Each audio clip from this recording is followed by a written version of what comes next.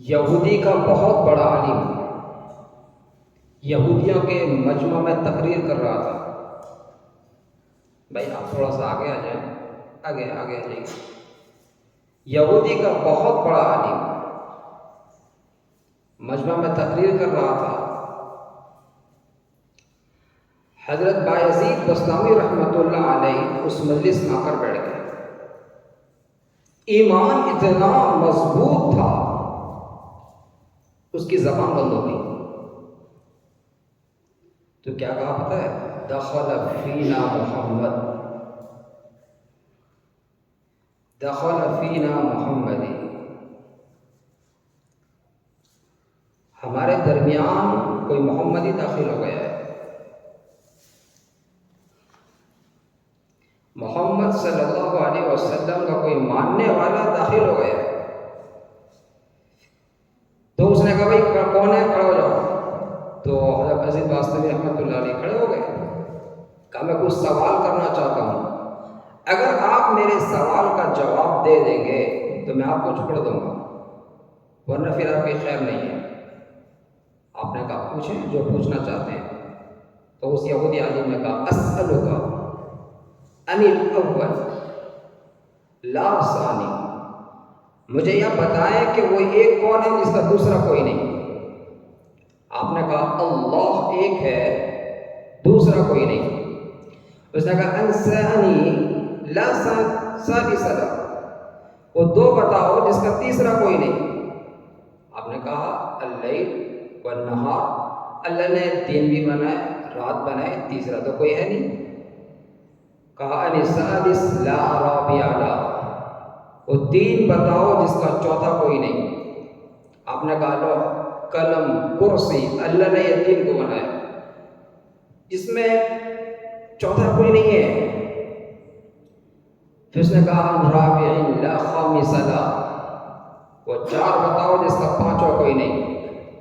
آپ نے کہا آسمانی کی بڑی بڑی جو کتابیں ہیں، توریت، زبور، انجیل، قرآن پاک، یہ بڑی آسمانی کتابیں ہیں، چار بڑی آسمانی کتاب، پانچواں کوئی نہیں. کہا وہ پانچ بتاؤ جس کا چھٹا کوئی نہیں. آپ نے کہا اللہ تبارک و تعالیٰ نے 5 وقت کی نمازیں فرض کی ہیں، چھٹا کوئی نہیں. کہا وہ 6 بتاؤ اس کا 7واں کوئی نہیں. آپ نے خلق السماوات والارض وما بینہما فی 6 ایام، اللہ تعالیٰ نے پوری کائنات کو 6 دن میں بنایا، 7 دن میں نہیں بنایا. بزرگوں 6 دن میں اللہ نے اس کائنات کو بنایا.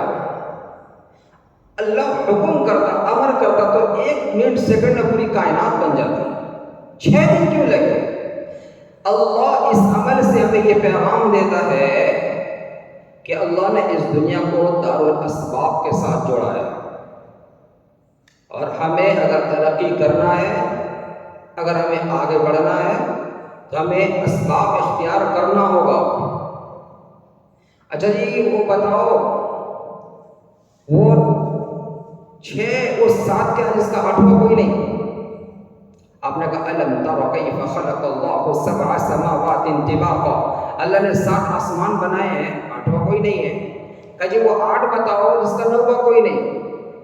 آپ نے کہا وَيَحْمِلُ عَرْشَ رَبِّكَ فَوْقَهُمْ يَوْمَئِذٍ ثَمَانِيَةٌ، اللہ کے فرشتے اللہ کا جو عرش ہے 8 فرشتے اسے اٹھائے ہوئے ہیں، 9واں کوئی نہیں ہے.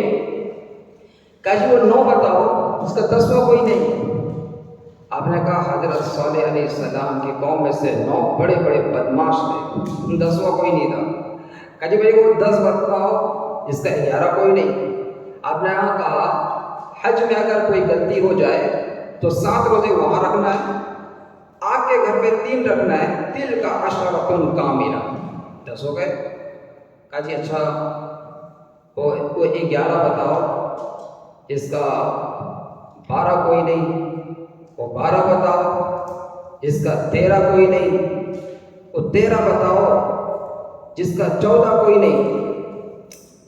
تو آپ نے کہا کہ اللہ تبارک و تعالیٰ نے 12 مہینے بنائے ہیں، 13 تو بنائے نہیں.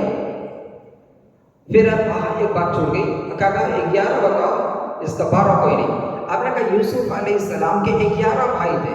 11 بھائی، 12 نہیں تھا. اچھا اور 12 بتاؤ جس کا 13 کوئی نہیں. آپ نے کہا اللہ تبارک و تعالیٰ نے 12 مہینے بنائے ہیں، 13 مہینہ نہیں بنایا.